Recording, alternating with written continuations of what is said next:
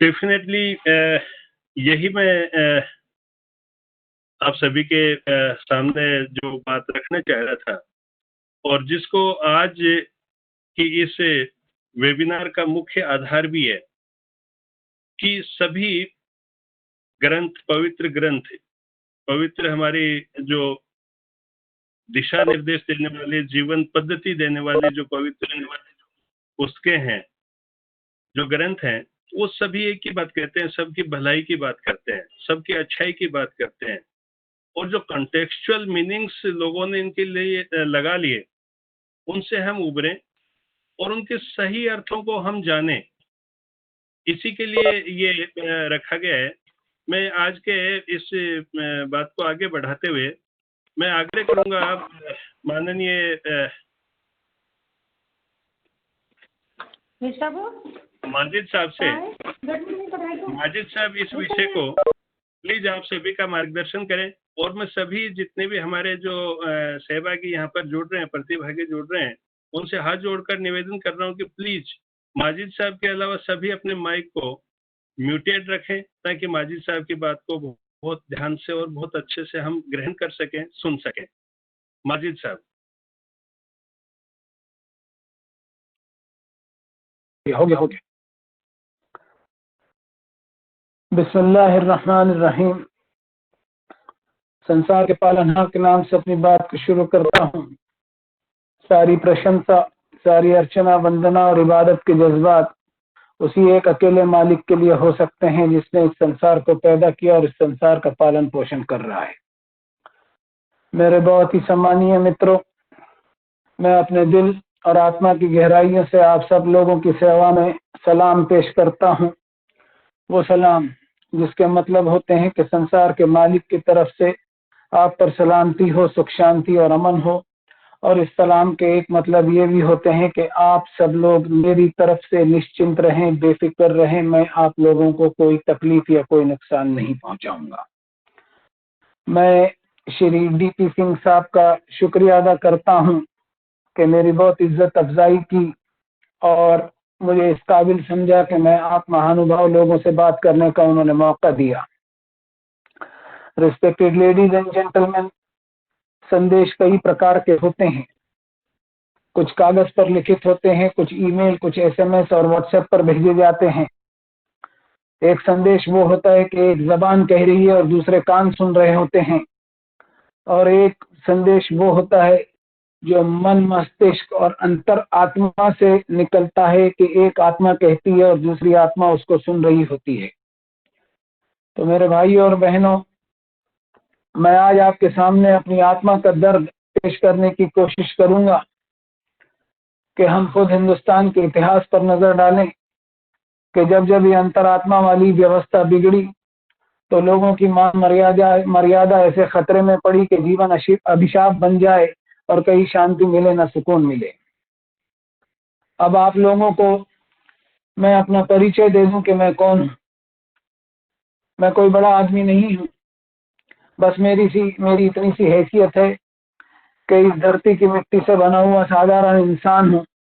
इस धरती के मालिक द्वारा पैदा किए हुए अनाज, पानी, हवा, ऑक्सीजन का इस्तेमाल करता हूँ और एक दिन मेरी मौत होने पर इसी धरती में मेरी लाश को दफन कर दिया जाएगा।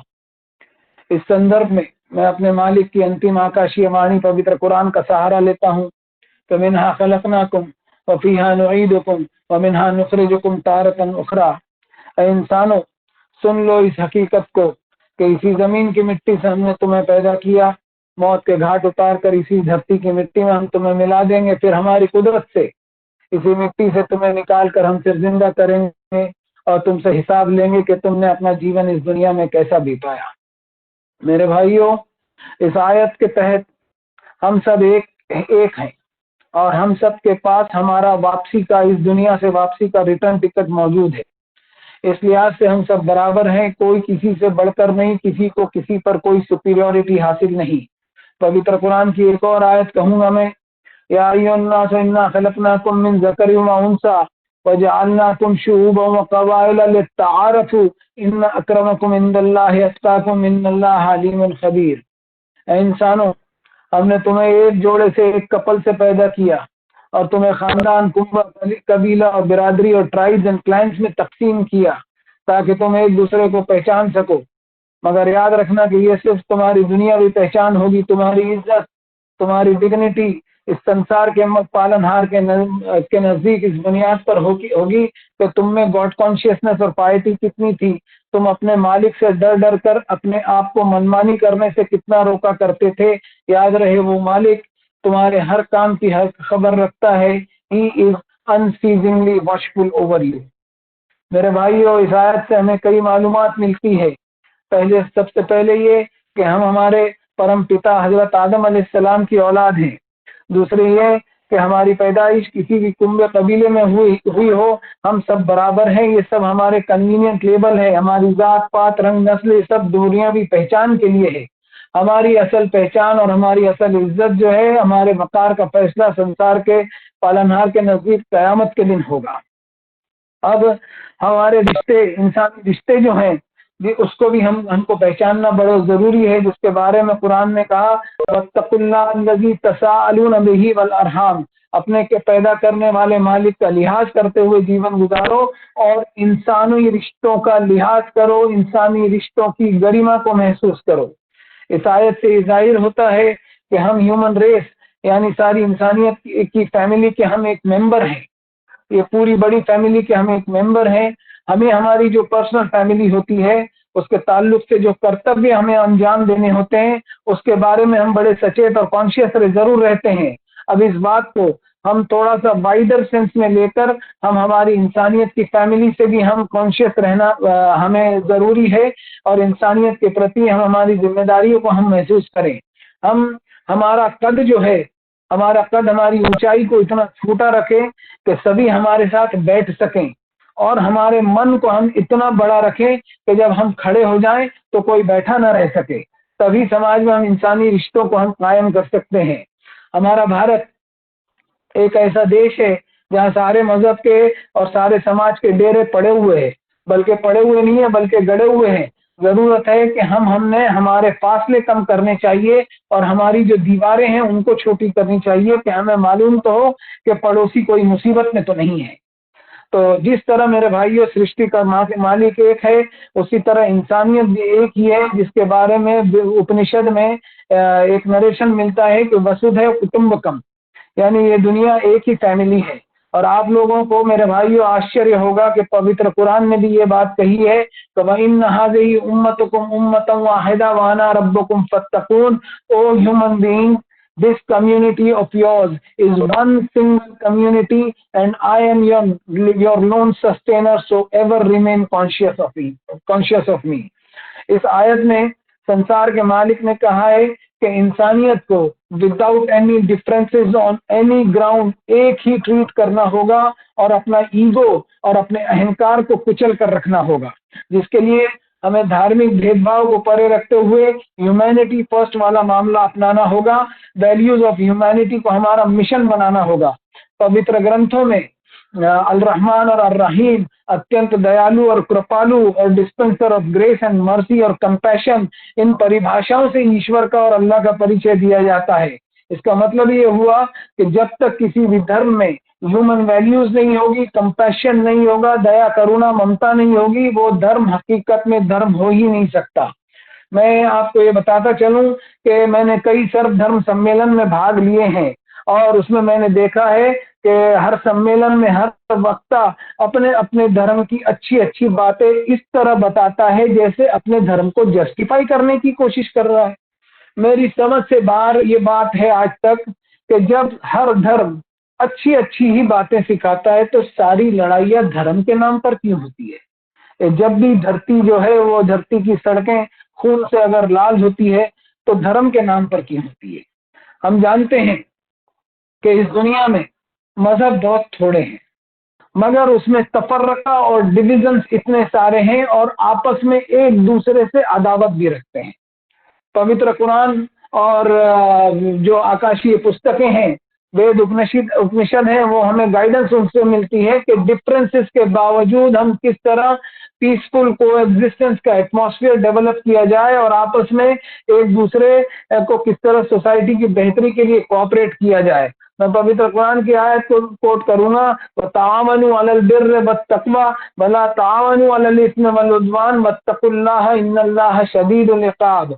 नेक और भले कामों के लिए एक दूसरे का ताउन करो, कोऑपरेट करो और गॉड कॉन्शियसनेस वाले कामों में एक दूसरे की मदद करो और कभी भी दुश्मनी और गुनाह वाले कामों में ना तो कोऑपरेट करना और ना ही उनको बढ़ावा देना। याद रखना तो हमारे मालिक की सजा बड़ी सीवियर और बड़ी सख्त है। अब हमारा हाल ये है कि इन कामों में एक दूसरे को सहयोग देना तो दूर की बात है, हमारी तकरारें जो हैं और हमारे झगड़े वो ईश्वर के नामों में होते हैं, जबकि समूची इंसानियत का पैदा करने वाला एक अकेला मालिक है, उसे किसी भी नाम से पुकारा जा सकता है। और ये बात ये नरेशन मेरा अपना नहीं है बल्कि संसार का मालिक खुद कह रहा है, कुलुल्लाह बिदुर रहमान अय्यम्मा तदू फलहुल अस्माउल हुस्ना। अल्लाह कहकर पुकारो और रहमान कहकर पुकारो, ईश्वर कहो, अक्काल कहो, द गॉड ऑलमाइटी कहो, जिस भी नाम से पुकारो सारे अच्छे अच्छे और बेहतरीन नाम उसके हैं। और वज़रुल्लज़ीना युल्हिदूना फी अस्माइही फयुज़्ज़ौना मा कानू यामलून, उन लोगों को उनके हाल पर छोड़ दो जो ईश्वर के नामों में झगड़े और डिस्प्यूट खड़े करते हैं, उनके कर्मों की सजा उनको मिलकर रहेगी। तो मेरे भाइयों, आज के वेबिनार में मैं ये बात आप लोगों को कह दूं, रजा थोड़ा इसी चले, आज के वेबिनार में मैं आप लोगों को एक बात ये कह दूं कि आप मुस्लिम समाज में एक नाम आप अब्दुल्ला नाम बड़ा ज्यादा पाते होंगे।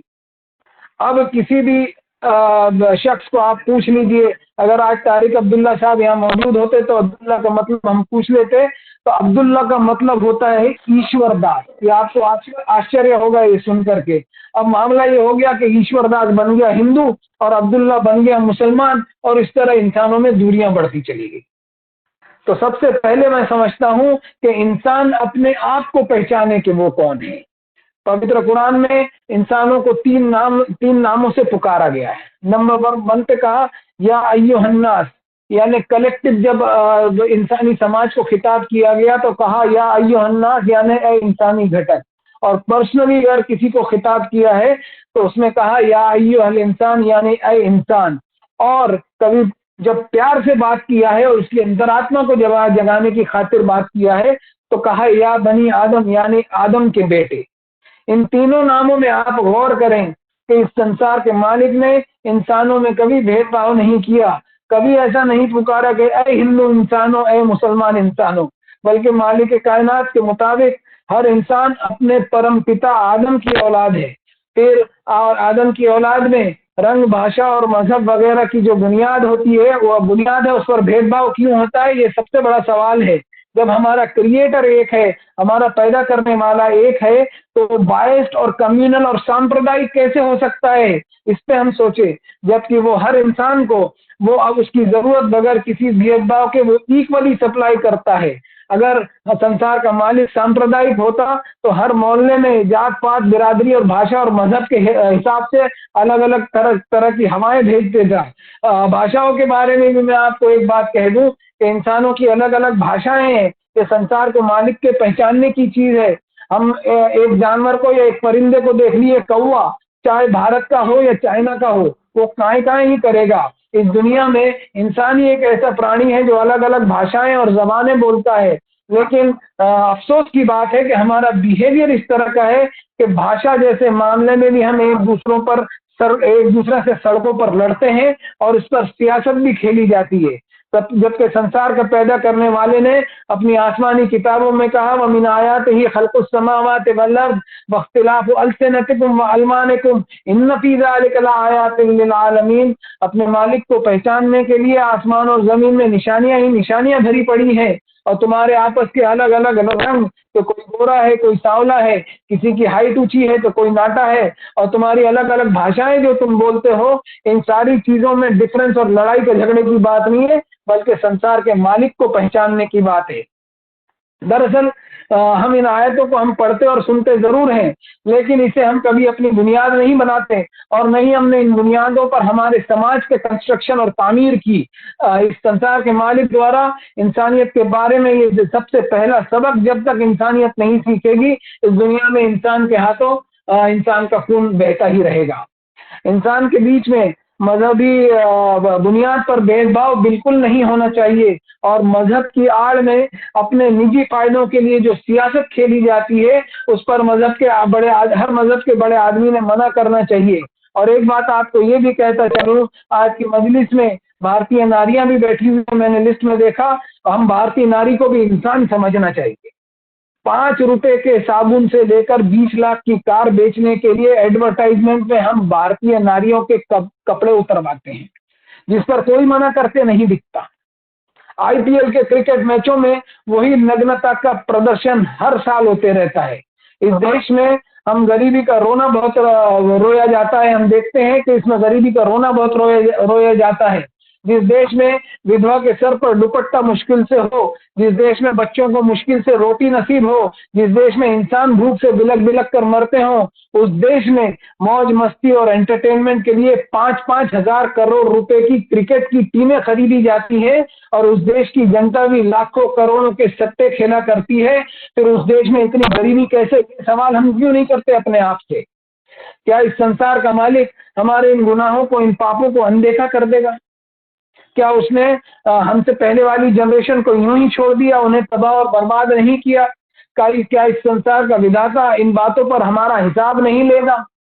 पवित्र कुरान ने कहा, और इंसानी ज़मीर को और अंतरात्मा को आवाज दी कि फलौला कान मिनल कुरून मिन क़ब्लिकुम उलू बक़ियतिन यनहौना अनिल फ़साद फ़िल अर्ज़ि इल्ला क़लीलन मिम्मन अंजयना मिनहुम। इंसानों, तुम्हारी सिविलाइजेशन में ऐसे समझदार लोग क्यों नहीं होते कि जो इस तरह बड़े बड़े गुनाहों को फैलने से रोकते हो? बहुत थोड़े होते हैं इस तरह के लोग जिन्हें हम अपनी सजा से बचाते हैं। लेकिन वत्तबाल्लज़ीन ज़लमू मा उतरिफू फ़ीहि व कानू मुजरिमीन। लेकिन समाज के जो असरदार लोग होते हैं, वो उसी खराब सिस्टम को चलने देते हैं जिनमें उनका अपना छुपा फायदा यानी वेस्टेड इंटरेस्ट होता है, और इस तरह वो पिछले दरवाजे से मुजरिमों के साथी बने हुए होते रहते हैं। मेरे भाइयों और बहनों, दुनिया में हर काम मुहूर्त से हम करते हैं, लेकिन केवल 2 ही काम जो है मुहूर्त के बिना होते हैं। एक है इस दुनिया से आना, और एक है इस दुनिया में आना, और दूसरा इस दुनिया से जाना। और ये दोनों काम उसी समय ही सफल होंगे जब हम दुनिया को कुछ देने वाले बनेंगे। मैं सीधी और साफ बात आप लोगों से करूं कि हमें हमारे मजहबी फक्र और रिलीजियस प्राइड को तोड़ना होगा, और हर इंसान को सबसे पहले इंसान समझना होगा। हम हमारे रिलीजियस रिचुअल और धार्मिक रीति रिवाज को ही मजहब समझ बैठे हैं, जबकि होली कुरान कुछ और ही कहता है। संसार के मालिक की किताब में नेक काम की कसौटियों को हम चेक करें तो हमें पता चलेगा कि आदमी सबसे पहले एक अच्छा ईमानदार इंसान बने, फिर इंसानियत की सेवा करे, और बाद में सब कुछ। हर आदमी कहता है कि हम इस मजहब को फॉलो करते हैं और ये हमारा ग्रंथ है, मगर अफसोस की बात है कि ग्रंथ को फॉलो करते हुए कोई दिखाई देता नहीं है। अगर ऐसा होता तो इतने सारे मतांतर और इतने भेदभाव और इंसानियत में इतने डिफरेंसेस क्यों होते। सारी ये इंसानियत एक है, सारी इंसानियत का पैदा करने वाला मालिक एक है, लेकिन उसने हमारी शक्ल सूरत, हमारे फिंगरप्रिंट्स भी अलग अलग अलग बनाए, और ये उसी की बनाई हुई विभिन्नता है जिसके द्वारा वो हमारी परीक्षा ले रहा है कि हम विभिन्नता में एकता तलाश कर सकते हैं कि नहीं, यूनिटी इन डाइवर्सिटी हम तलाश कर सकते हैं कि नहीं, दूसरों को शांतिमय जीवन का हक देकर शांति का वातावरण बना सकते हैं या नहीं। हम, मेरे भाइयों, हमें अपने रोग को और अपनी बीमारी को पहचान लेना जरूरी है। हम रोग को पहचान लेंगे तो मैं समझता हूं कि हम हमारे इलाज भी कर पाएंगे, वरना ऐसी कॉन्फ्रेंसेस, सेमिनार और वेबिनार होते रहेंगे और इनसे जो नतीजे मिलने की उम्मीद हम करते हैं वो नतीजे मिलने मुश्किल है। हम ये चाहते हैं कि दुनिया में अमन और शांति फैले, मजहबी भाईचारा फैले, बहुत मुश्किल काम है ये, मगर हिमालय पर चढ़ने के लिए पहला कदम हमें उठाना होगा। इंसानी समाज की सबसे मेन यूनिट जो है, प्रमुख इकाई जिसको कहते हैं, वो खुद इंसान है। समाज सुधार जब तक हम अपने आप से शुरू नहीं करेंगे तब तक हम सफल नहीं हो सकेंगे। मैं आप लोगों से बहुत माफी चाहता हूं कि बहुत समय ले लिया लोगों का, आप लोगों का बहुत समय ले लिया, और इंसानों के जो मुश्किल कामों में एक बहुत मुश्किल काम ये भी होता है कि किसी का भाषण सुनना। अपने बात को अब मैं समेटते हुए कहना चाहूंगा कि मेरे विचार से हमारे देश में दो चीजें बहुत ज्यादा पनप रही है। One is overdose of politics and the other is overdose of religion. I repeat, overdose of politics and overdose of religion. ये दो बहुत बड़े बड़े कारण हैं दूरियां पैदा करने के लिए। हिंदू बनाए जा रहे हैं, मुसलमान बनाए जा रहे हैं, ईसाई बनाए जा रहे हैं, कहीं इंसान नहीं बनाया जा रहा है। जाग कर काम करने के लिए वक्त अब भी है हमारे पास। हम खुद भी जागें और दूसरों को भी जगाएं।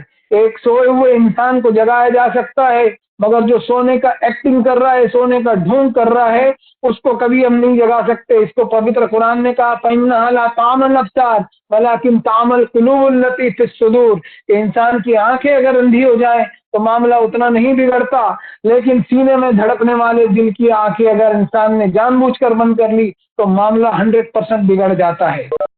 मैं मेरे पालनहार का शुक्र अदा करता हूँ तो उसने आप इंटेलेक्चुअल लोगों के सामने बोलने का मौका दिया। डीपी सिंह साहब का भी शुक्र अदा करता हूँ और आप लोगों को भी धन्यवाद पेश करता हूँ कि आपने मुझे गौर से सुना और बर्दाश्त किया। आज की मेरी स्पीच में जो गलतियां और खामियां रह गई होंगी उसके लिए मैं अपने आप को जिम्मेदार मानते हुए अपने मालिक से और आप तमाम लोगों से मैं क्षमा याचना करता हूं, और मेरी स्पीच में जो अच्छी और पॉजिटिव बातें हों उसकी क्रेडिबिलिटी अपने मालिक के दरबार में अर्पण करते हुए आप लोगों से विदा लेता हूं। Thank you very much for your patience. May God bless all of us. Thank you Majid Parikh साहब, आपने बहुत शानदार तरीके से और बहुत अच्छे से ऐसी बातें हमें बताई जो हमने पहली बार इस तरीके से सुनी। मैं हमारे दूसरे स्पीकर पारिक साहब, आपसे निवेदन है कि इसके बाद में हमारा एक कन्वर्सेशन का भी रहेगा, और उस समय भी लोगों की जिज्ञासाएं और वो होंगी, प्लीज उनका भी हमें उस समय बात करनी है। आपका हम समय अभी लेंगे। अभी हमारे साथ में दूसरे जो स्पीकर है, ऑनरेबल स्पीकर हमारे साथ जुड़े हुए हैं, डॉक्टर ओंकार नाथ त्रिपाठी जी। प्लीज त्रिपाठी साहब, आप इस विषय को किस रूप में देख रहे हैं? एक वीडियो भी हमने पहले शेयर करा था जिसमें कहा था कि ये इस देश की इस मुल्क की दो आंखें हैं और उनको साथ में मिलकर हमें आगे बढ़ाना है। ओंकार नाथ त्रिपाठी साहब, प्लीज अपने माइक को अनम्यूट करिएगा और प्लीज आप की बात हम सुनना चाहेंगे। त्रिपाठी, मेरा माइक म्यूट कर दो। हो गया म्यूट। हमारा म्यूट हो गया जी? आवाज आ रही है पारिक साहब? माइक अनम्यूट हुआ?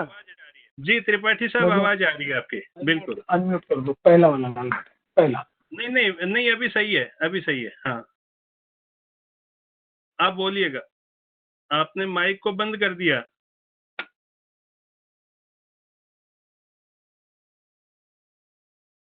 पारिक साहब, आपने माइक त्रिपाठी साहब, आपने माइक को बंद कर लिया।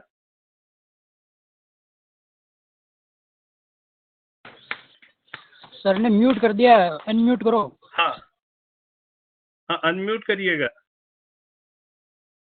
हेलो। हाँ जी, सुनाई पड़ा। आप मुझे चाहते हैं कि मैं म्यूट करूं? नहीं नहीं, आप सही है। नहीं सर, आपको जी माजिद साहब, आप इसको म्यूटेट कर लें और इसके बाद में हम आपको वापस आग्रह करेंगे। बिल्कुल। त्रिपाठी साहब प्लीज आप बोलिए।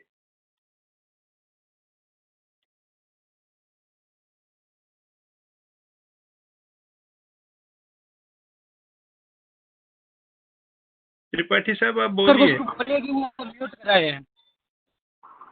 त्रिपाठी साहब आप बोलिए।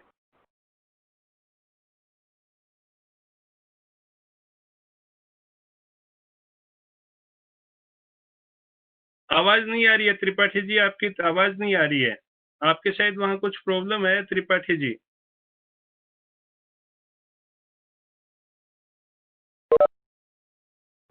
कोई बड़ा धर्म संकट आ गया लगता है त्रिपाठी जी के पास। जी चौहान साहब, बस मेरी समझ, क्योंकि शायद टेक्नोलॉजी से थोड़े से अपरिचित हैं त्रिपाठी साहब। हाँ जी जी जी, आई हमारी आवाज। आवाज आ रही है, बोलिएगा आप। अच्छा, इस तकनीक जी बोलिए त्रिपाठी साहब। कि वो ईयरफोन बाहर निकाल दे इसलिए आवाज नहीं आ रही। बिल्कुल फोन से बाहर निकाल दीजिए। अब आवाज आनी आई, अब सुनाई अब पड़ा? आवाज आ रही है, अब सुनाई पड़ा। अच्छा बोलिएगा। जी, तो जो लोग भी इस तकनीक के माध्यम से हमारे साथ जुड़े हैं और हमको देख सुन पा रहे हैं, मैं उन सब लोगों को पहले नमस्कार करता हूँ। 70 साल उठा कौन पड़े। जी आवाज आ रही है? जी आवाज आ रही है, बोलिएगा। अच्छा, जिन लोगों ने भी हमको ये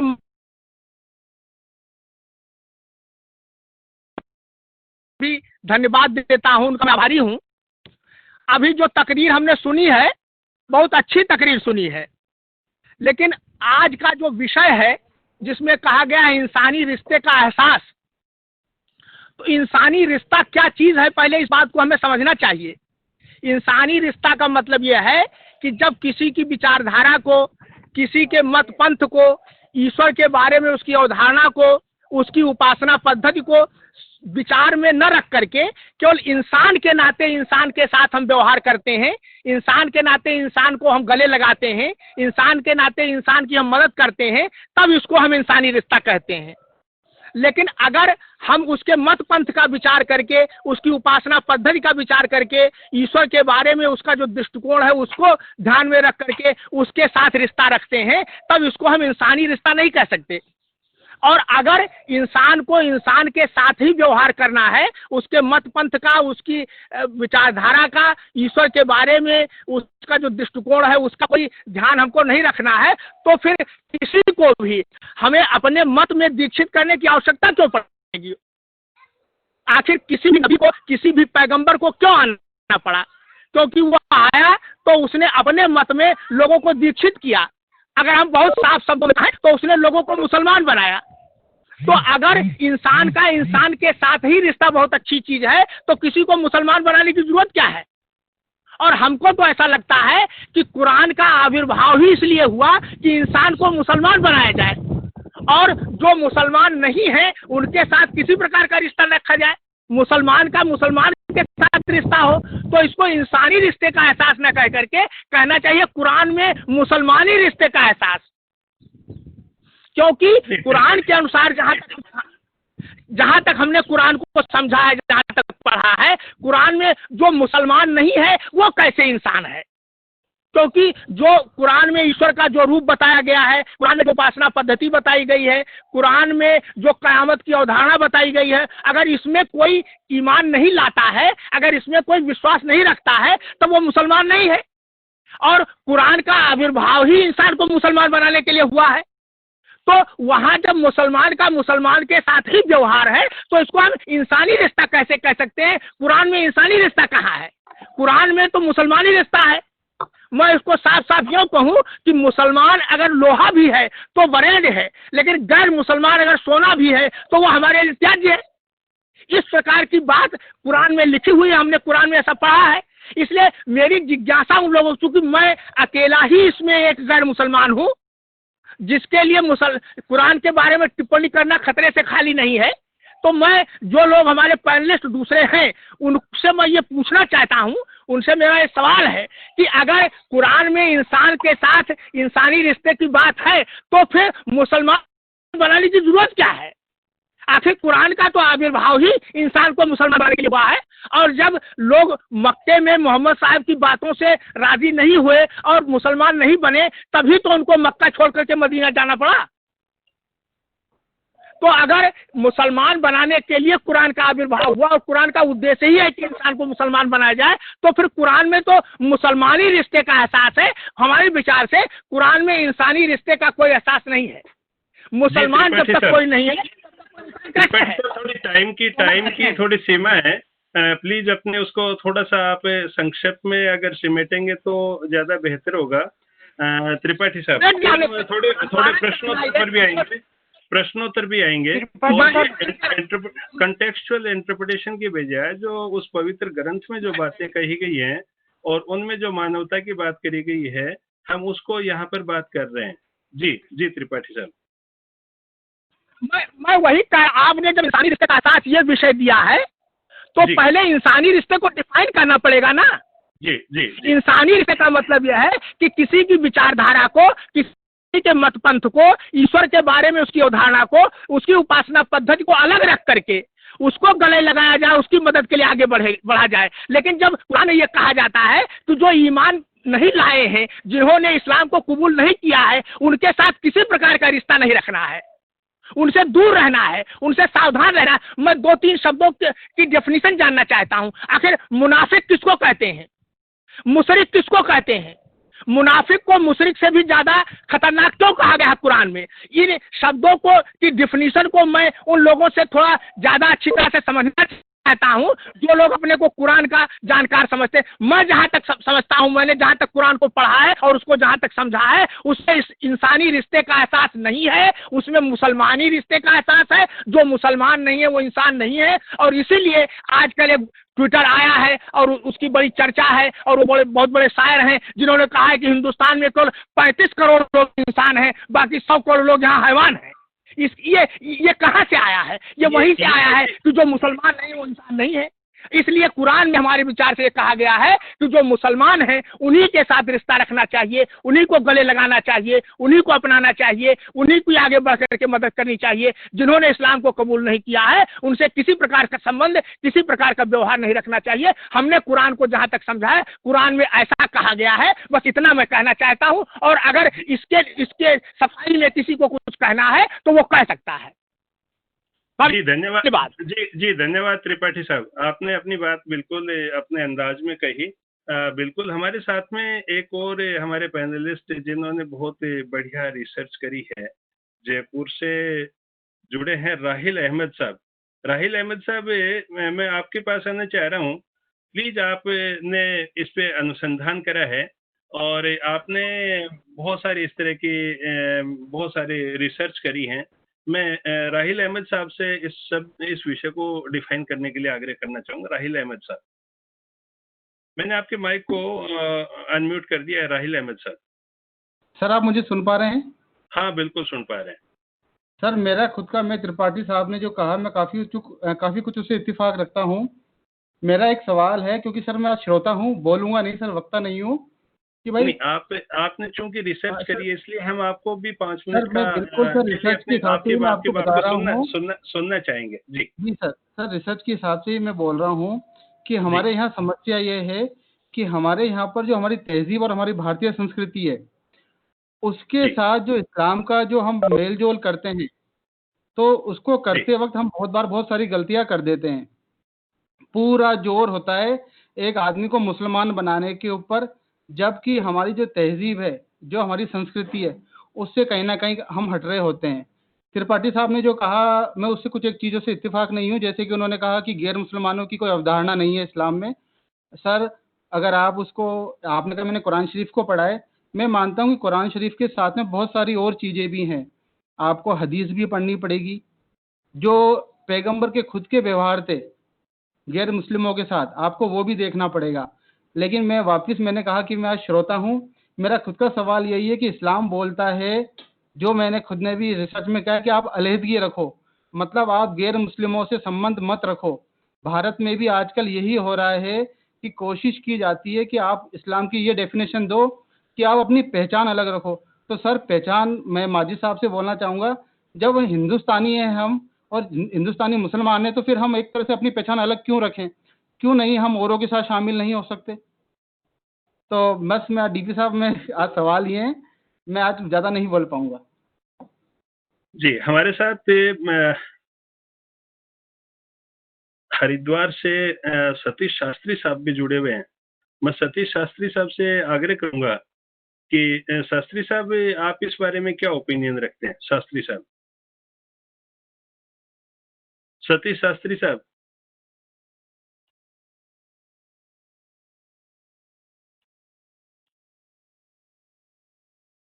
शायद सतीश शास्त्री जी, हाँ सतीश जी, मैं आपके माइक को अनम्यूट कर रहा हूँ, प्लीज। सुन पा रहे हैं सर? जी बिल्कुल सुन पा रहे हैं। जी जी, मेरा कहना यह है, वसुधैव कुटुंबकम, ये सारा संसार ही अपना परिवार है। भारतीय संस्कृति तो ये कहती है। रही बात धर्मों की, धर्म तो देखो अलग बात आ गई, है ना, धर्म अलग बात आ गई। जो धारण किया जाता है वो धर्म है। कोई धर्म कुछ गलत नहीं बताता है, बिल्कुल भी गलत नहीं बताता है, और धर्म धारण करने को है, और उसकी अच्छी बातें हमें ग्रहण करनी चाहिए। जो कई बातें इस तरह की जो अपने अनुरूप नहीं है, मुझे लगता है कि उनको छोड़ करके मुझे आगे चल देना चाहिए। और एक बात और है सर, देश काल और परिस्थिति का ध्यान रखना बहुत अनिवार्य है। जी सर। जी जी, हमारे साथ है वीरेंद्र चौहान जी, हरियाणा ग्रंथ अकादमी के उपाध्यक्ष डायरेक्टर डॉक्टर वीरेंद्र चौहान साहब भी इन बातों से बहुत इत्तेफाक रखते हैं। चौहान साहब, कुरान में इंसानी रिश्ते, और इससे पहले हमने एक वीडियो बहुत अच्छे से सुना कि ये इस देश की दो आंखें हैं जिनको साथ मिलकर इस देश को बनाना है। चौहान साहब, प्लीज आप अपने माइक को अनम्यूट। जी जी चौहान साहब। जी, अनम्यूट कर दिया आपने मुझे क्या? हाँ हाँ, बिल्कुल बिल्कुल कर दिया। मुझे नहीं पता डीपी सिंह साहब, आप मुझे देख पा रहे हैं कि नहीं, सुन पा रहे हैं, ये पक्का है? नमस्ते। नहीं, बिल्कुल देख भी पा रहे हैं। देखिए, मेरा ये कहना है, आज मैं आपके राजस्थान के एक बड़े संत, उनका इंटरव्यू कर रहा था दिन में, और ये सारे जो प्रश्न इंटरफेथ सवाल जब पैदा होते हैं, कॉन्फ्लिक्ट की बात होती है, तो मैंने उनसे इस्लाम को लेकर एक प्रश्न किया। हिंदू संत थे, भगवा वेशधारी। तो उन्होंने बजाय जो कंट्रोवर्सी वाले विषय हैं उन पर जाने की एक बात कह के विराम देने की कोशिश की। उन्होंने कहा कि कुरान शरीफ में भी बहुत सारी बातें अच्छी हो सकती हैं, हमें उन्हें ग्रहण करना चाहिए। ये वो न्यूनतम चीज है जिस पर मैं, आप, माजिद साहब, सारी दुनिया सहमत हो सकती है। पहले तो इस बात पर सहमत होना चाहिए, सभी मत संप्रदाय, जिसमें इस्लाम भी है, ईसाइयत भी है, भारत में अनेक पंथ संप्रदाय हैं, कोई मंदिर जाता है, कोई नहीं जाता है, कोई भगवान को इस रूप में मानता है, कोई उस रूप में मानता है। तो एक बात पर सबको सहमत होना चाहिए कि कोई कॉमन मिनिमम प्रोग्राम की तरह जो श्रेष्ठ बातें सब में कॉमन है, उन पर तो सहमत हो और उनको सहजता से सम्मान के साथ स्वीकार करें।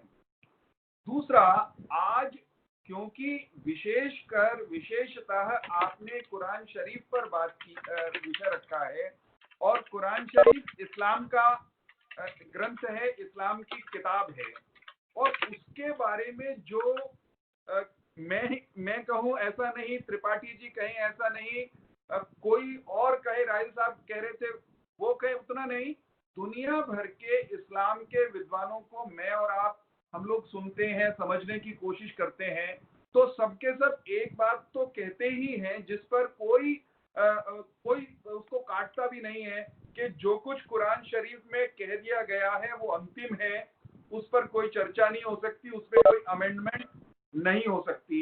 और उसी कुरान शरीफ का हवाला लेकर फिर ऐसी बात जब कही जाती है कि जो अल्लाह पर यानी भगवान पर, हम तो उसको भगवान कहने के लिए तैयार हैं, कोई उसको वाहिगुरु कहता, हमें कोई दिक्कत नहीं है, तो अल्लाह, भगवान, वाहिगुरु, गॉड, अगर उस पर और उसके आखिरी नबी यानी पैगंबर मोहम्मद पर जो ईमान नहीं लाता, जो उनको नहीं मानता, वो काफिर है, वो स्वीकार्य नहीं है, और उसको अल्टीमेटली इस्लाम में लेकर आना है येन केन प्रकारेण। जब इस तरह की बात किसी किताब में कही गई हो तो फिर निश्चित रूप से ये सवाल उठता है कि साहब सह अस्तित्व कैसा, सह अस्तित्व कैसे होता है। मेरा और आपका अस्तित्व जो भारत की पद्धति है उसमें से निकलता है, और वो ये कहती है कि एकम सद विप्राह बहुधा वदंती। पैगंबर मोहम्मद साहब को कुरान नाजिल हुई, उनको कुरान उनके माध्यम से अल्लाह ताला ने भेजी। उन्होंने जो उस देश काल परिस्थिति में कहा वो भी सही हो सकता है, और जो भारत में महात्मा बुद्ध ने कहा, महावीर स्वामी ने कहा, या किसी अन्य संत महात्मा ने कहा, या माजिद साहब जो आज कह रहे हैं, वो भी सही हो सकता है। जब मैं भी सही हो सकता हूँ, आप भी सही हो सकते हैं। जब हम ये कहते हैं तो हम साथ रह सकते हैं। जब आप ये कहेंगे साहब मेरी किताब अंतिम, मेरा पैगंबर अंतिम, और अगर आप इसको नहीं मानोगे तो साहब गड़बड़ हो जाएगी, हम आपको स्वीकार नहीं करेंगे। इस प्रश्न पर कुरान शरीफ को मानने वालों को क्लैरिफिकेशन देनी चाहिए, हमको समझाना चाहिए, क्योंकि ये बात बारंबार कही जा रही है। दुनिया भर में सिंह साहब जहां कहीं अभी हाल बड़ा आतंक है, विध्वंस है, उसमें जो लोग हैं वो कुरान शरीफ का हवाला देकर, कुरान शरीफ हाथ में लेकर के कहते हैं कि हम तो अपना काम उसको लेकर कर रहे हैं। भारत में कश्मीर से लाखों की संख्या में भारत के नागरिकों को निजाम मुस्तफा के नाम पर निकाल दिया गया, तो फिर इंसानी रिश्ते की बात कहाँ है? और सबने मस्जिद से कहा, कुरान शरीफ का नाम लेकर के कहा। तो जब ये गलत काम हो रहा था तो कुरान शरीफ को मानने वाले हिंदुस्तान में रहने वाले बाकी लोग अगर मौन थे तो क्यों थे, किसके दबाव में थे? ये भी एक तरह से स्पष्ट करने की बात है। एक विद्यार्थी के नाते जानना चाहता हूं, और एक अंतिम बात ये जानना चाहता हूं कि कुरान शरीफ का एक कंसेप्ट जिसका भय, अगर वो गलत है तो भी और वो सही है तो भी स्पष्ट तौर पर दिखाया जाता है कि कुरान शरीफ ये कहता है कि गजवाए हिंद होना है, हिंदुस्तान को इस्लाम में कन्वर्ट किया जाना है। जब तक वो नहीं होगा तब तक ईसा वापस नहीं आएंगे, और तब तक कयामत नहीं आएगी, हिसाब किताब का दिन नहीं आएगा। साहब हिंदुस्तान को आप जबरन कन्वर्ट करेंगे, हमको उस दिन का इंतजार मतलब कैसे करना है साहब, ये भी बताएं। फिर क्या ऐसी कोई स्थिति आने वाली है, क्या ऐसा कोई टकराव आने वाला है? और वो टकराव अगर कुरान शरीफ का नाम लेके पैदा होने वाला है तो उसको रोका जाना चाहिए। मैं नहीं समझता कि इस रास्ते से चलकर मानवता बच सकती है। अगर कुरान शरीफ में कही गई या कुरान शरीफ की कह करके बताई जा रही ये बातें टकराव पैदा करती हैं, तो इस्लाम के विद्वानों को, चाहे माजिद साहब हों या और दूसरे लोग हों, उनको आगे आके इस्लाम और इंसानियत दोनों के हित में चीजों को स्पष्ट करना चाहिए, ताकि भ्रम अगर कहीं है तो वो दूर हो जाए। मुझे इतना ही निवेदन करना है सिंह साहब। जी बिल्कुल चौहान साहब, आपने बड़ी सही और आपकी जो क्वेरीज हैं वो रखी।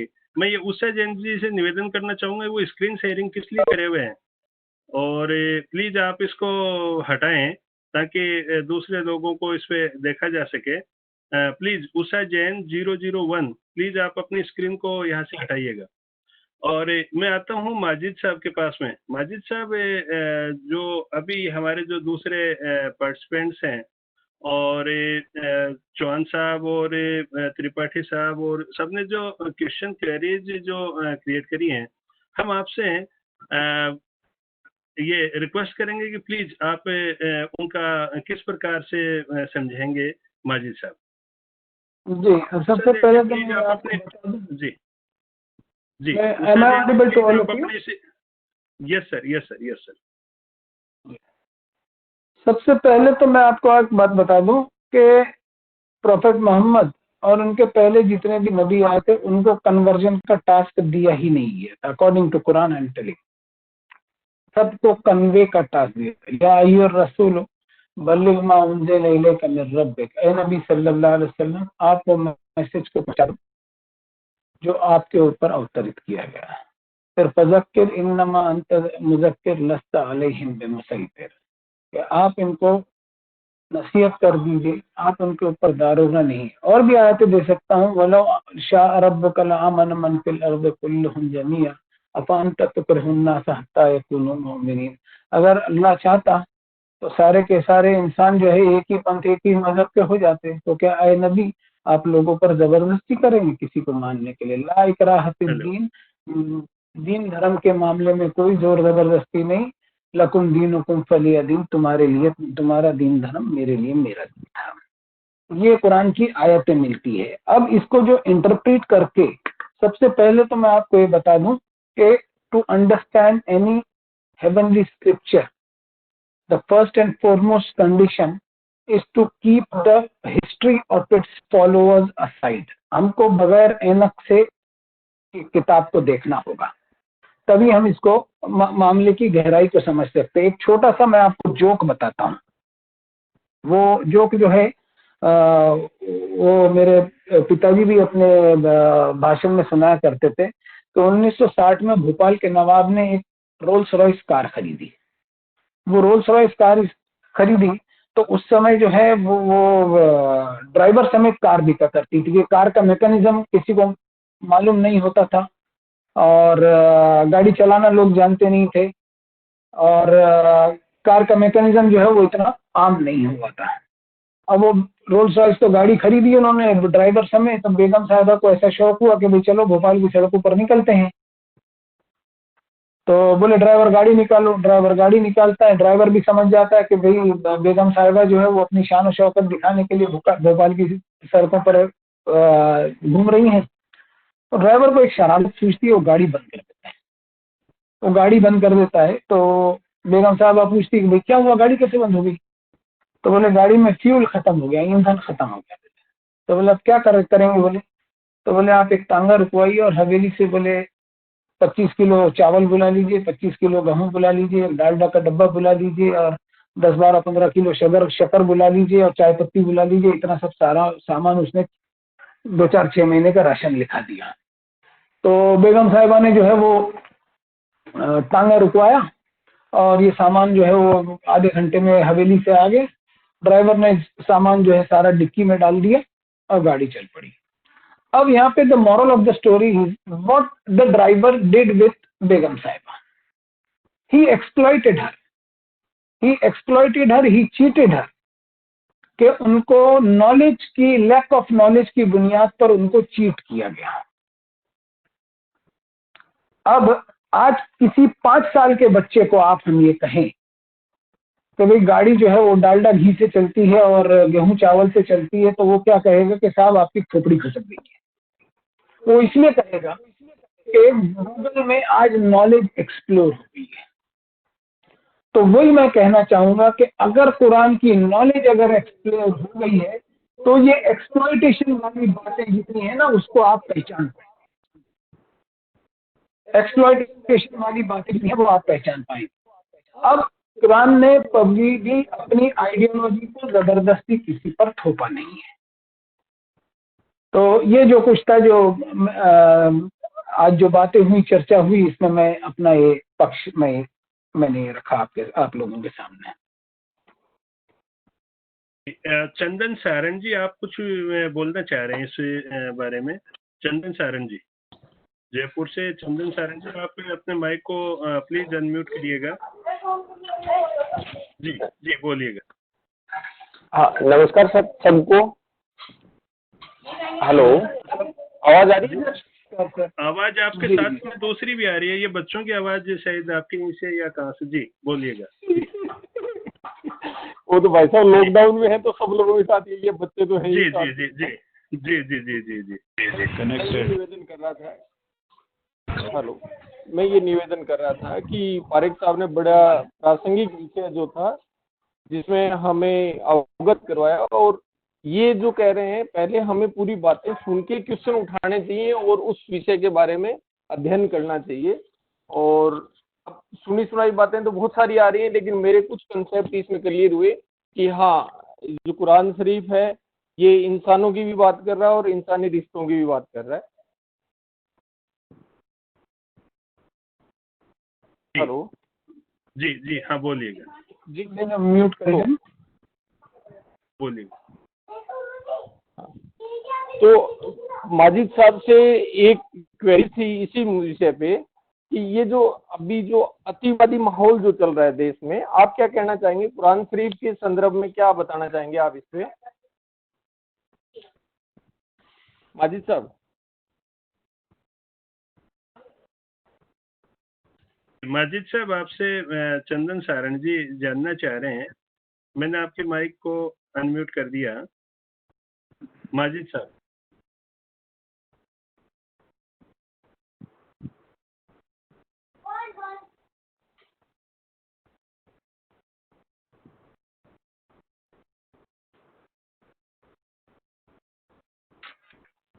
हेलो। हाँ माजिद साहब सुन रहे हैं, उसके बाद में चौहान साहब भी कुछ वापस अपनी बात कहना चाह रहे हैं। माजिद साहब। अतिवादी बात तो मैं समझ नहीं पाया, सवाल फिर से कहें। अभी अभी जो साहब ने बात की। चंदन जी दोबारा पूछे अपने सवाल को।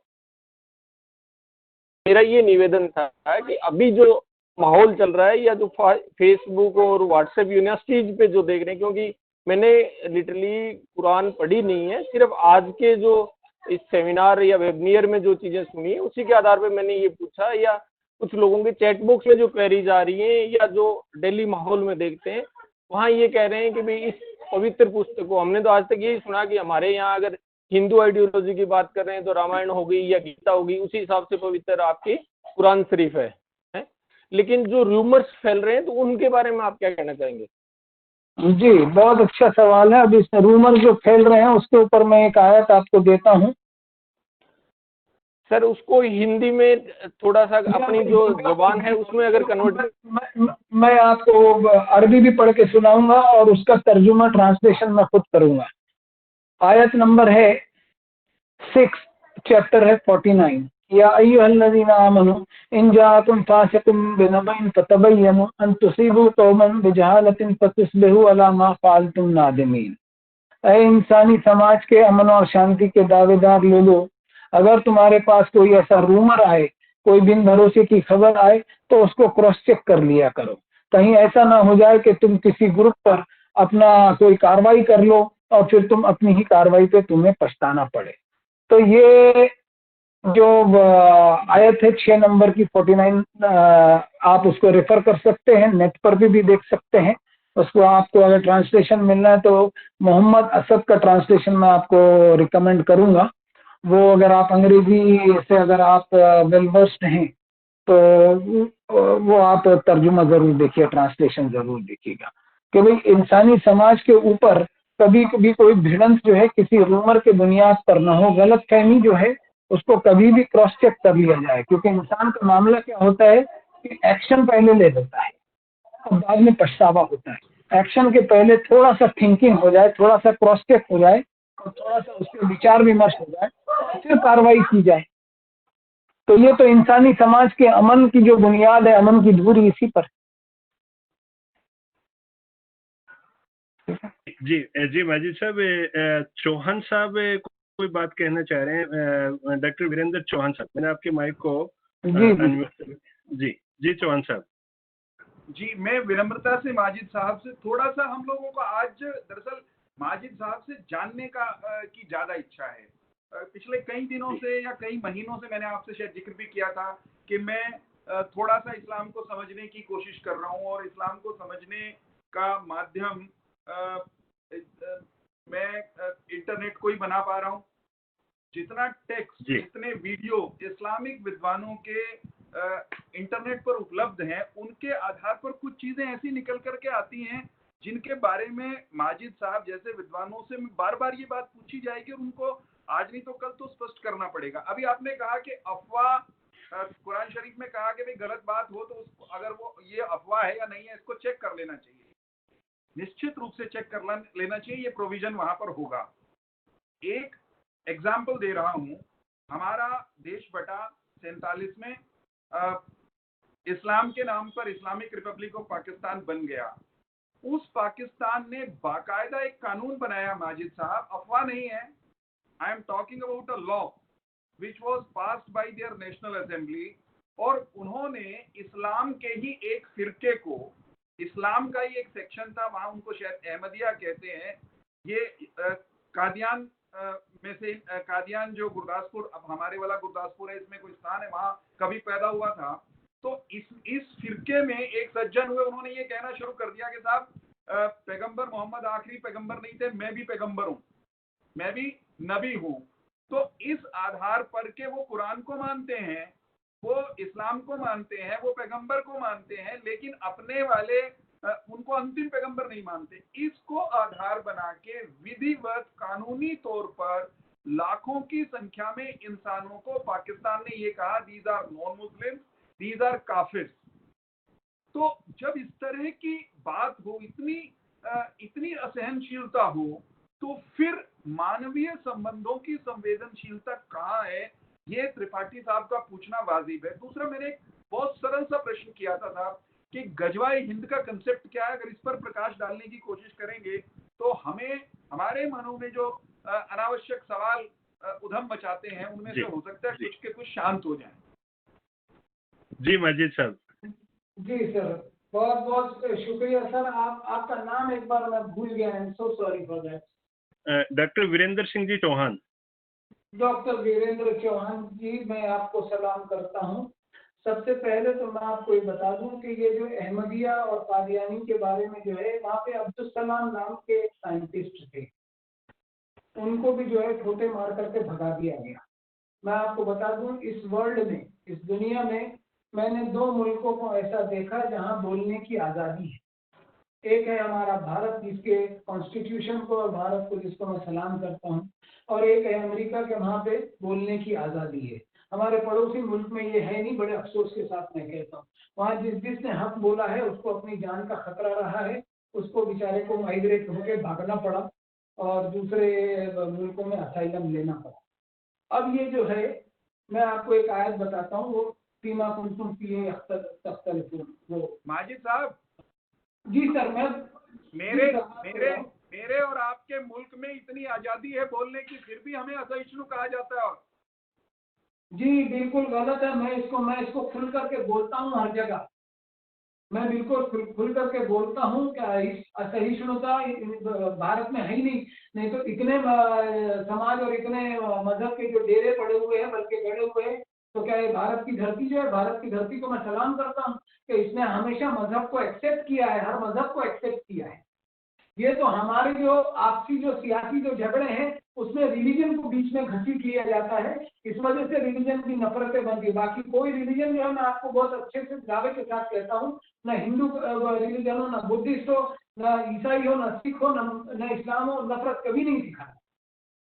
अब मैं आपको वो आयत पे लेके जाता हूँ, 2:13 कानन नासु उम्मतन वाहिदा फबअसल्लाहु नबिय्यिन मुबश्शिरीन व मुनज़िरीन। अभी आयत बढ़ी है, मैं इसको आगे, वमख्तलफ़ फ़ीहि इल्लल्लज़ीना ऊतूहा मिन बाद मा जाअतहुमुल बय्यिनात बग़यन बैनहुम। डिफरेंसेस उन्होंने ही क्रिएट किया जिनके मन में ईगो था, जबकि कुरान ये कहता है कि डिफरेंसेस हमेशा रहेंगे, आइडियोलॉजिकल डिफरेंसेस रहेंगे, तुम्हारे जो पैदाइश है उसमें डिफरेंसेस रहेंगे, इवन तुम्हारे फिंगरप्रिंट्स में डिफरेंसेस रहेंगे।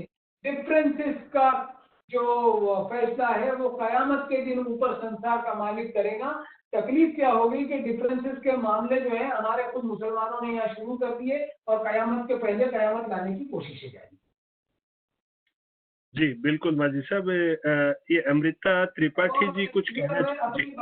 अपनी बात में मैं कभी किसी की मुदाहिनत और किसी को फेवर नहीं करूंगा। जो कुछ मेरे मालिक ने मुझे कुरान से सिखाया है वो मैं आपके सामने पेश करने की कोशिश करूंगा। एक बात ग़ज़वा-ए-हिंद के बारे में आपको बता दूं, ग़ज़वा-ए-हिंद के बारे में मेरी इतनी स्टडी है नहीं, लेकिन मैं जरूर I will revert back to you after studying. इस पे अगर कोई मैं आर्टिकल अगर लिखूंगा तो मैं आर्टिकल जरूर इंशाल्लाह मैं डीपी सिंह से साहब से मैं शेयर करूंगा, तो वो आपको फॉरवर्ड कर देंगे।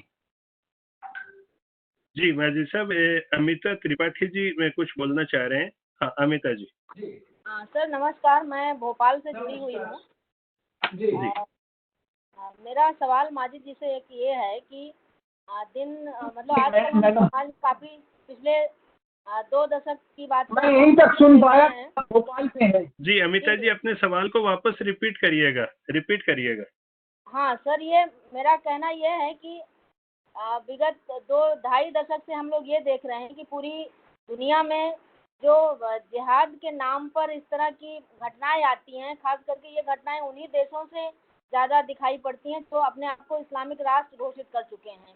तो अगर इस्लाम में, जैसा इन्होंने कहा कि इस्लाम का बुनियाद कुरान है, माजी साहब ने जैसा कहा कि इस्लाम की बुनियाद जो है कुरान ही है और उसमें मानवतावादी दृष्टिकोण की बात कही गई है, तो फिर इसका कंट्राडिक्शन देखने को क्यों आता है कि उन्हीं देशों में जिहाद से जुड़ी हुई घटनाएं, जिहाद के नाम पर इस तरह से दूसरे धर्म के लोगों को, या कि जिनका पंथ, जिनकी बातें पसंद नहीं उनको, जिनके किसी निर्णय से आपको तकलीफ है, वहाँ पर जाकर के इतने बड़े जानलेवा हमले कर देना, तो उस पर कभी किसी कुरानविद से या कि किसी से कभी बहुत ही तर्कसंगत खंडन नहीं आया, कभी देखा नहीं इतना। वो भारतवर्ष में खास करके तो ये विमर्श आता ही नहीं है।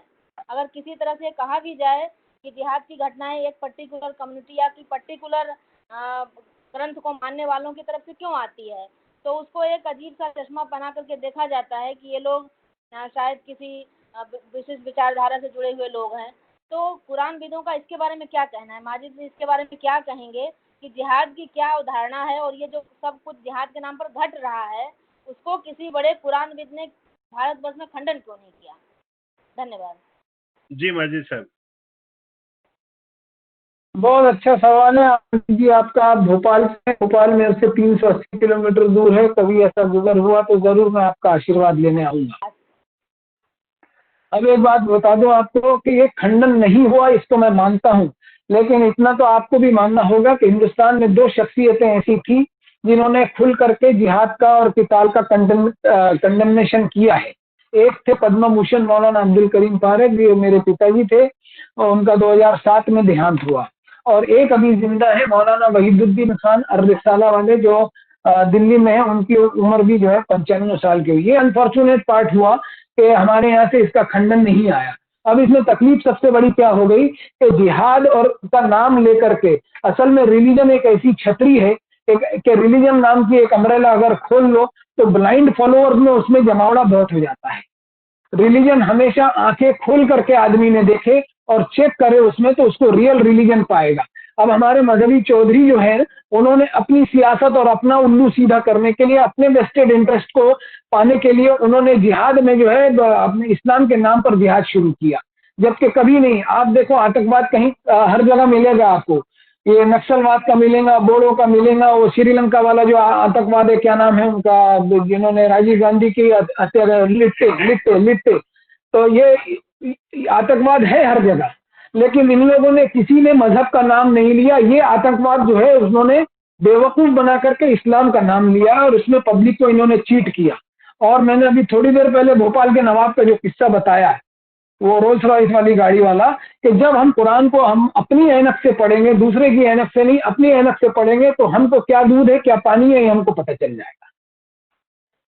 बिल्कुल माजिद साहब, बिल्कुल वैसा ही होगा कि जैसा किसी इंसान के बदन में अगर गलत ग्रुप का खून चढ़ा दिया हमने, तो उसके एंटीबॉडीज काम करना शुरू हो जाएंगे।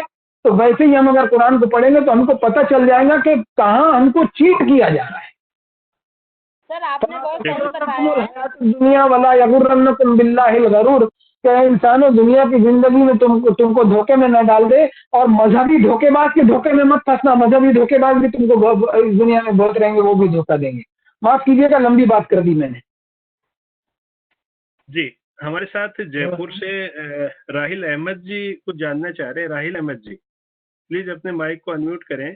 और राहिल अहमद जी, डॉक्टर राहिल अहमद, आप कुछ जानना चाह रहे थे।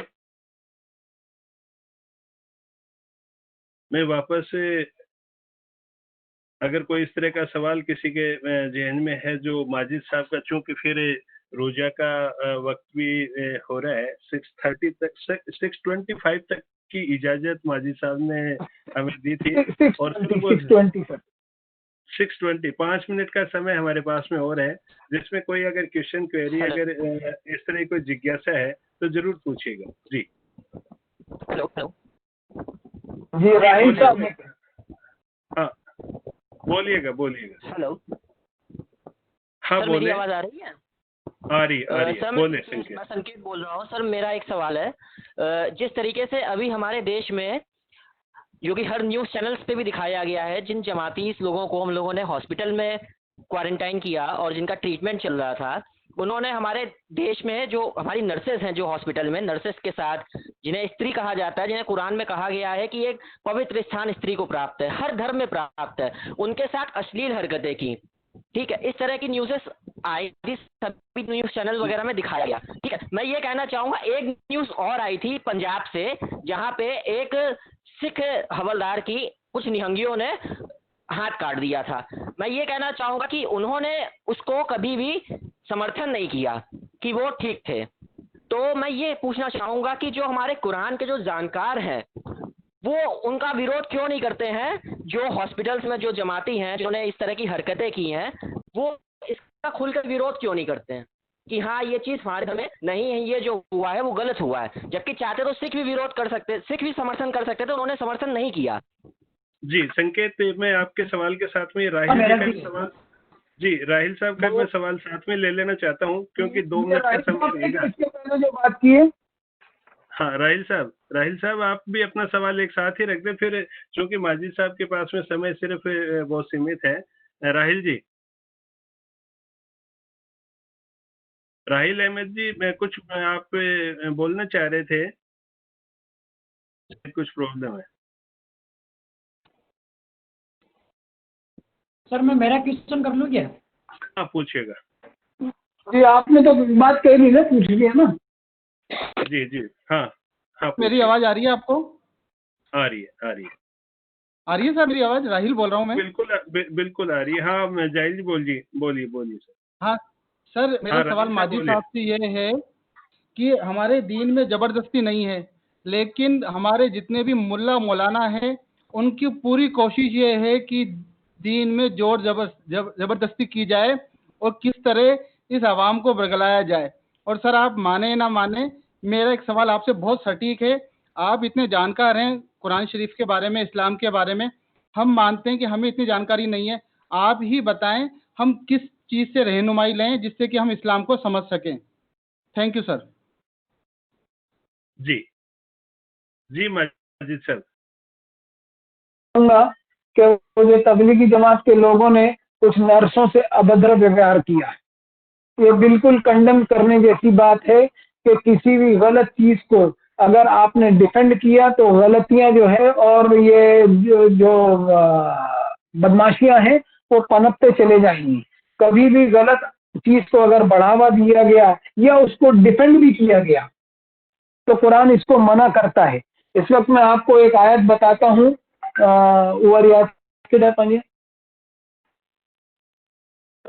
कुनु कव्वामीन लिल क़िस्त,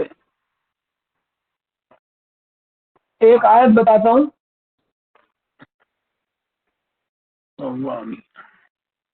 मैं थोड़ा मेरा भी क्वेश्चन है।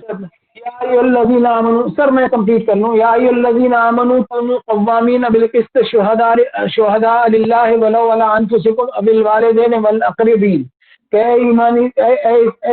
ईमानी समाज के लोगों कि तुम हमेशा जस्ट और इंसाफ पे खड़े रहो, अल्लाह के लिए गवाही दो, चाहे तुम्हारे अपने खिलाफ गवाही पड़ती हो, चाहे तुम्हारे पेरेंट्स के खिलाफ पड़ती हो, या तुम्हारी अपनी कम्युनिटी के खिलाफ हो, या तुम्हारे करीबी रिश्तेदार के खिलाफ पड़ती हो। तो ये अगर हुआ है कि इसका कंडेमनेशन नहीं हुआ है तो बहुत गलत बात है, ये मैं इसको कंडेमनेशन करता हूं। लेकिन हम इसका दूसरा पहलू भी एक बात ये देखें कि वहां पे फिर कुछ लोग ऐसे भी थे जिन्होंने प्लाज्मा दिया, वो न्यूज भी आई, उससे खुशी भी हुई। लेकिन मैं इसको बिल्कुल ये नहीं कहता कि कंडेमनेशन नहीं हुआ, उसको जस्टिफाई नहीं करना, ये गलती है, सो गलती है, इसको मानना ही। जी सर, अब मैं आता हूँ राहिल साहब पर। राहिल साहब, ये जो मुल्ला मौलवी की जो दुकान है ना सर, राहिल साहब are you getting me? Sir मैं सुन रहा हूँ, प्लीज बोलें। जी, ये मुल्ला मौलवियों की जो दुकान है उसके बारे में एक बात आपको बता दूं कि जब तक मैं आपको दीन इस्लाम मुश्किल करके नहीं बताऊंगा तब तक आप मेरे पास पूछने नहीं आएंगे। और मेरे पास जब जब आप पूछने आएंगे तो मेरी दुकान को ताला नहीं लगेगा। मैं आपको ये कहता हूं, अभी मैं आपको एक छोटा सा वाकया बताता हूं, खुद मेरे साथ हुआ है। मेरे पास एक बच्ची आई जो सोशल वर्क करती है। वो अपने वालिद के साथ आई और उसने कहा कि मुझसे एक सवाल किया कि अंकल एक बात बताइए कि अभी रमज़ान का महीना आ रहा है, लॉकडाउन तो एक्सटेंड हो गया, तो तरावी की नमाज कैसे पढ़ेंगे? तो मैंने उनको कहा, बेटा देखो, तरावी की नमाज लोग कैसे पढ़ें ये मैं नहीं कहूँगा कि लोग कैसे पढ़ें, मैं कैसा पढ़ने वाला हूँ ये बता दूँ। तो बोले आप कैसे पढ़ेंगे? तो मैंने कहा कि मैं कुरान को हाथ में लेकर के, मैं हाफिज कुरान तो नहीं हूँ, मेरे को पूरा कुरान कंठस्थ याद नहीं है, तो मैं अपने हाथ में कुरान को, मोबाइल में ऐप आ गई है, उसको लेकर के देख करके मैं 20 रकात अपने बाल बच्चों को पढ़ाऊंगा। तो हम हमारी लाइन अलग क्यों नहीं करते? और एक तकलीफ आपको राहिल साहब, मैं आपको खुल के इसलिए बोल रहा हूँ कि आप मुसलमान हैं। प्रोफेट मोहम्मद के पास लोग आते थे और पूछते थे यस्तफ्तूनक, कुरान शरीफ में आयत है, अगर आप बोलो तो मैं आपको नंबर भी देता हूँ। यस्तफ्तूनक, ए नबी सल्लल्लाहु अलैहि वसल्लम, आपसे वो लोग फतवा तलब करते हैं, फतवा मांगते हैं। तो कुलिल्लाहु युफ्तीकुम, आप कहो कि अल्लाह फतवे देता है। अब हमको क्या तकलीफ होती है मालूम, कि हम अल्लाह का फतवा जो कुरान में है वो देखते नहीं है। फिर दूसरा, रसूलुल्लाह सल्लल्लाहु अलैहि वसल्लम के पास सहाबी आते थे, पूछते थे, तो रसूलुल्लाह बोलते थे इस्तफ्ते बिनफ्सिक, यानी अपने नफ्स को, अपने जमीर को, अपने कॉन्शियंस को पूछो, अपनी अंतरात्मा को पूछो। और कुरान ने इसको कहा है वनफ्सिन वमा सव्वाहा फअल्हमाहा फुजूरहा व तक़वाहा क़द अफ़लह मन ज़क्काहा व क़द ख़ाब मन दस्साहा, कि हर इंसान को जो है ना सबकॉन्शियस माइंड ऊपर वाले ने दे दिया, उसकी ज़मीर और अंतरात्मा दे दिया है। अपनी ज़मीर और अंतरात्मा के आवाज़ को जिसने रिसीव कर लिया, उस सिग्नल को, और अपने आप का सुधार कर लिया, तो ऐसा शख्स कामयाब होगा। और जिसने ज़मीर की आत्मा को ज़बरदस्ती दबा दिया वो नाकामी के गड्ढे में जाएगा। ये पवित्र कुरान में आयतें हैं, हदीस भी है हमारे पास। लेकिन हमको तकलीफ क्या होती है कि हमने जो काम किया है उसमें हमको एक रबर स्टैम्प चाहिए होता है ऑथेंटिसिटी का। हम क्यों नहीं अपने नफ्स को पूछते? हम क्यों जाते हैं उनके पास? मौलाना इसरार की भी एक आप तकलीफ सुन लो कि ये मौलवीगिरी का जो प्रोफेशन है कुरान में कहीं नहीं है। तकलीफ ये है कि हम खुद जाते हैं, इसलिए कि हमको भरोसा नहीं रहता। अब मुझे उस बच्ची ने ये सवाल की कि भाई तरावी की नमाज क्या ऐसी होगी क्या? तो मैंने, बेटा आपकी उम्र क्या हुई है? तो बोले मेरी उम्र 22 साल हुई है। तो मैंने, 22 साल में आपने तो कई नमाजें पढ़ डाली होंगी अब तक। तो बोले हाँ। तो मैंने, कोई एक नमाज का आप एक्नॉलेजमेंट बता दीजिए कि रिसीव्ड योर नमाज with thanks from the department of नमाज एंड ऑथेंटिकेटेड बाय फरिश्ता। ऐसा कोई रबर स्टैम्प वाला एक्नॉलेजमेंट आया है आपके पास ना? It is the piety which reaches to God. नहीं यनालल्लाहु लुहुमुहा वला दिमाहुहा वला यनालुहु तक़वा मिनकुम। तुम्हारे रिचुअल से ऊपर वाले को कोई देना नहीं है, तुम्हारी गॉड कॉन्शियसनेस और तुम्हारी पाइटी है वो विच रीचेस टू गॉड। और वहां से अल्लाह परखेगा ऐसा उसको कि आप में गॉड कॉन्शियसनेस कितनी थी। सॉरी, लंबी बात कर दिया राहिल सर। माजिद साहब, आपने बहुत ही अच्छे से सारे कंसेप्ट क्लियर करे। आपका समय को भी आपने पहले ही कह दिया था, और इस समय आपने समय दिया। सभी लोगों की बहुत सारी क्वेरी, जिज्ञासाएं और जो भ्रांतियां थी उनको आपने बहुत सरल शब्दों में, बहुत अच्छे उदाहरण देकर आपने स्पष्ट करके समझाया। निश्चित रूप से हम आपके आभारी हैं, और हम आपसे आग्रह करते हैं कि समय समय पर आप इस तरह जब भी हम आपसे रिक्वेस्ट करें, कृपया आप मार्गदर्शन करते रहें। आप सभी ने समय दिया, आपका खूब खूब आभार, धन्यवाद। Thank you so much. सब सवाल पूछने वालों से भी मैं आप आग्रह करता हूं कि अगर मुझसे कोई गलती हो गई हो तो मैं क्षमा याचना करता हूं। भोपाल वाली वो जो लेडी है, अगर वो उनका पता मिल जाए तो मेरा भोपाल आना जाना हो तो मैं जरूर उनसे आशीर्वाद लेने जाऊंगा, क्योंकि उनका पुत्र हूं मैं। सर मैं शाहपुरा में रहती सर मैं जी शाहपुरा में जरूर रहती हूँ, इंशाल्लाह भोपाल आंटी, में। मैं अगर कभी गुजर हुआ तो मैं आऊंगा। और ये धरती का कर्ज है मेरे पर, क्योंकि इस धरती के अनाज पानी ऑक्सीजन मुझे प्रोवाइड किया ऊपर वाले ने। ये धरती का कर्ज है मेरे पर, मैं चाहूंगा कि ये कर्ज अदा करने की मैं कोशिश करके जाऊं।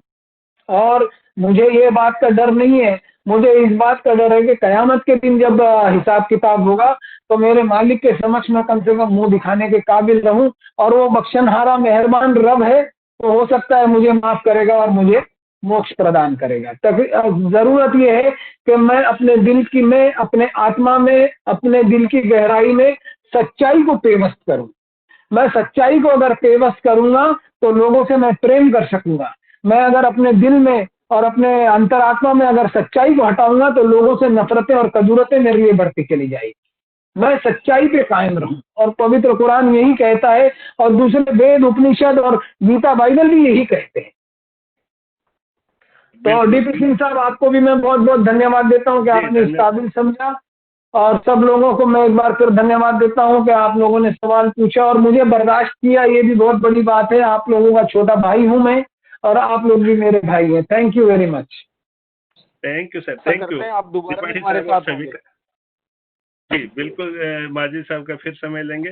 तब तक के लिए सभी से इजाजत चाहते हैं। नमस्कार। नमस्कार। नमस्कार।